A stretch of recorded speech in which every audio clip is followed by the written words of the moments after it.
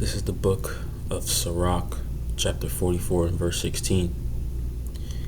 Enoch pleased Yahweh Ba'ashem Yahushai and was translated, being an example of repentance to all generations.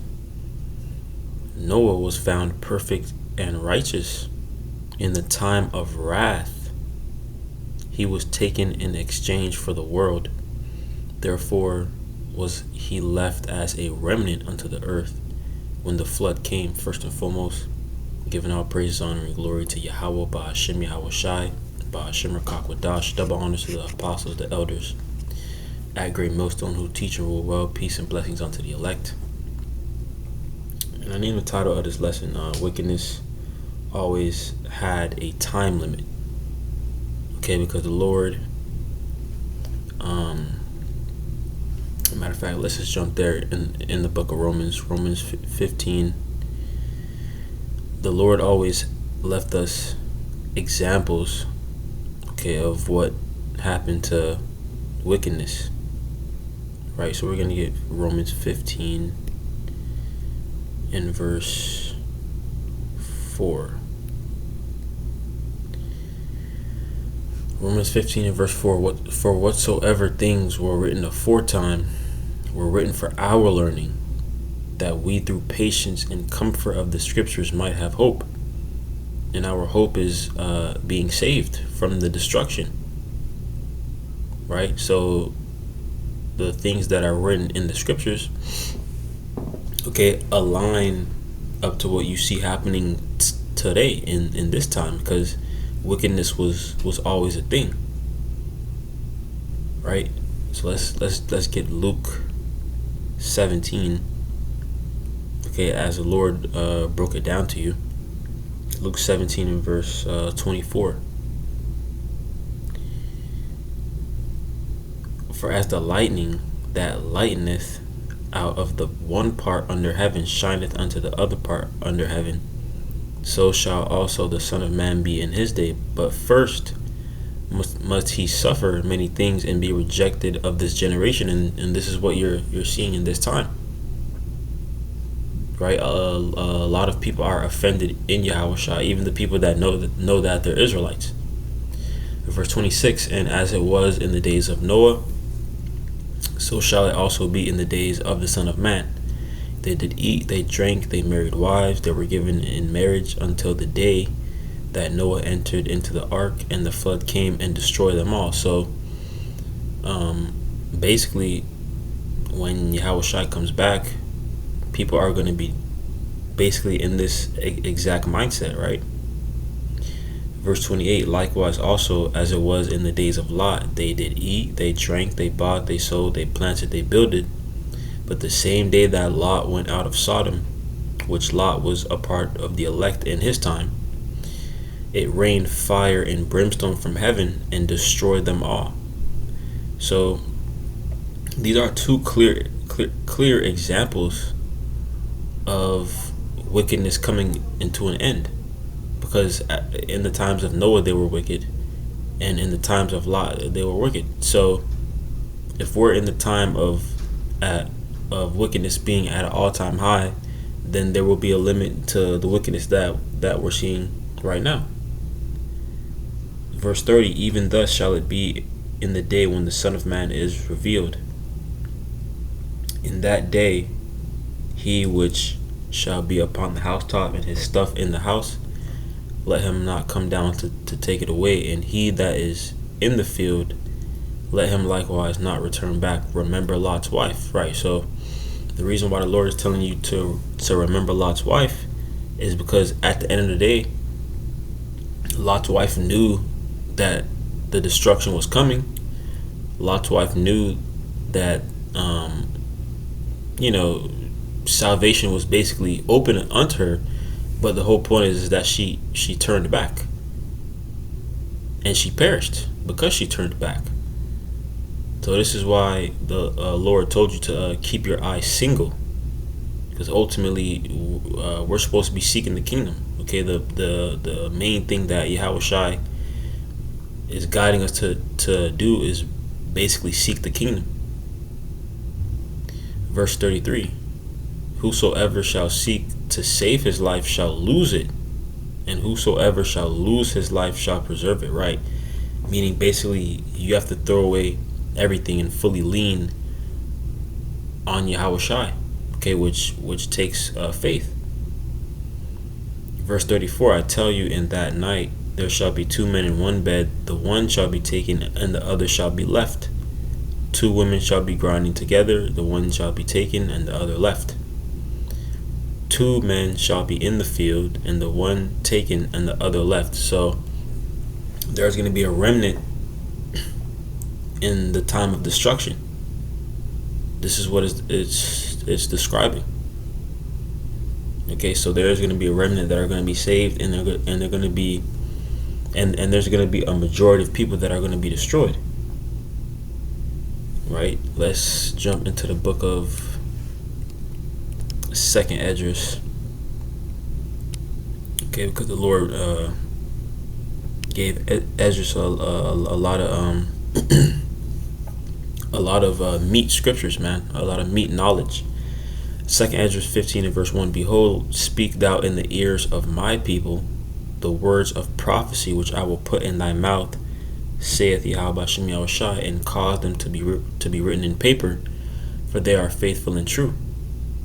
Fear not the imaginations against thee, let not the incredulity of them trouble thee that speak against thee. For all the unfaithful shall die in their unfaithfulness. And really, this is making me think of Noah.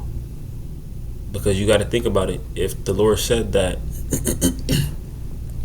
as in the days of Noah, so shall the Son of Man be, then that means that there's a certain amount of people in the earth that the Lord chose to warn you of the upcoming judgment. But there's also going to be people that are going to basically come against you. And they're basically going to what? Speak against thee. But the Lord said in verse 4 that all the unfaithful shall die in their unfaithfulness. So this is why the Lord is telling you to just seek the kingdom, because at the end of the day, that's what you're supposed to be doing, seeking salvation, man. Okay, the majority of our people are eating and drinking and being in marriage.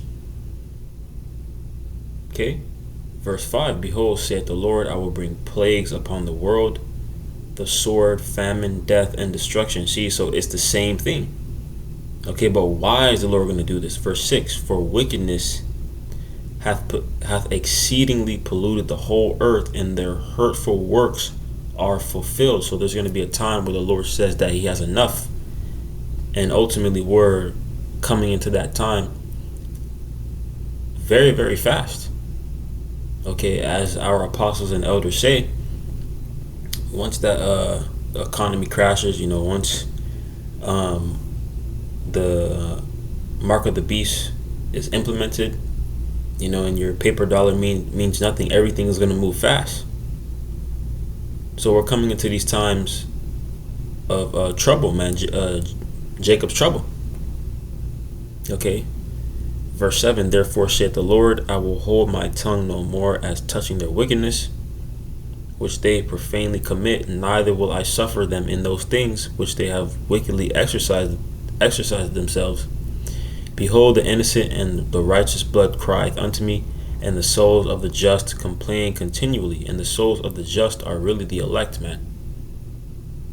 Because like I said earlier, there's a certain people, there are certain Israelites in the earth, okay, the prophets, the teachers, okay, that are part of the body of Yahushua HaMashiach. They're not in the spirit of eating and drinking and being in marriage, man, and just doing the things of the world. The Lord would put the spirit in the elect to basically beg the Lord to come back and save them.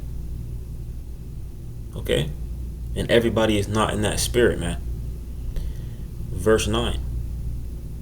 And therefore said the Lord, I will surely avenge them, and receive unto me all the innocent blood from among them.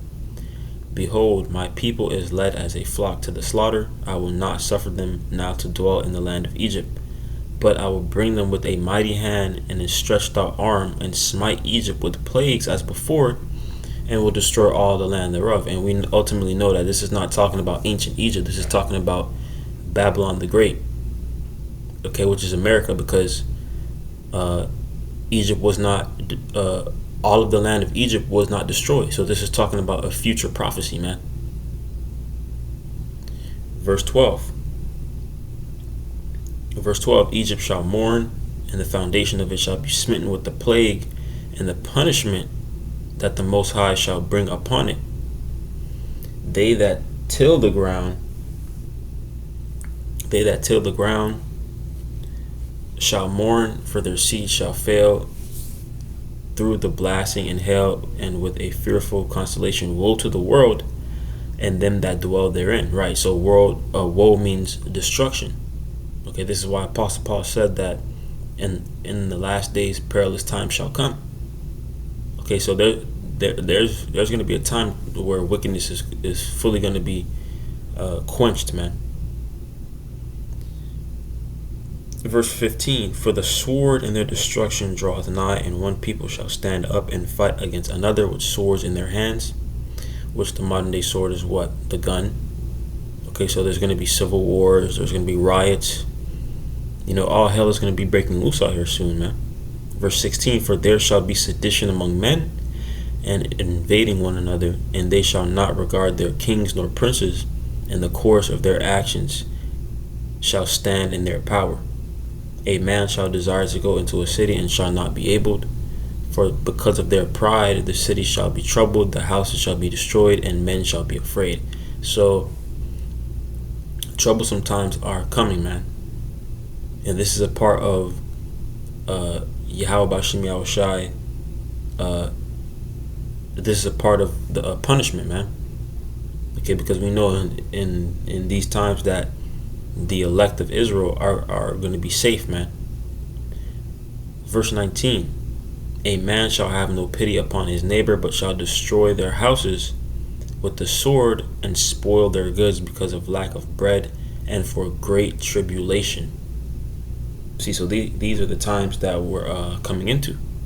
So each generation always had a cutoff point, man.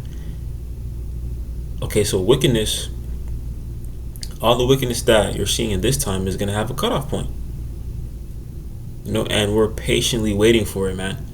This is a part of keeping the Lord's patience, knowing that the Lord is going to put an end to everything that we're seeing, man. Because we're the only ones that's really seeking righteousness. I mean, really, when you think about it, when you look at all the nations and things of that nature, you don't see no other nation really seeking righteousness like the Israelites, or the Israelites that are actually doing this work. Well, really, the elect. So the Lord gave us clear examples of wickedness coming into an end. So this is why we're begging the Lord to basically bring the destruction, so righteousness and the earth can be established. Because ultimately we're under a wicked rule, man, and the scriptures tell you that. Matter of fact, let's just get it right.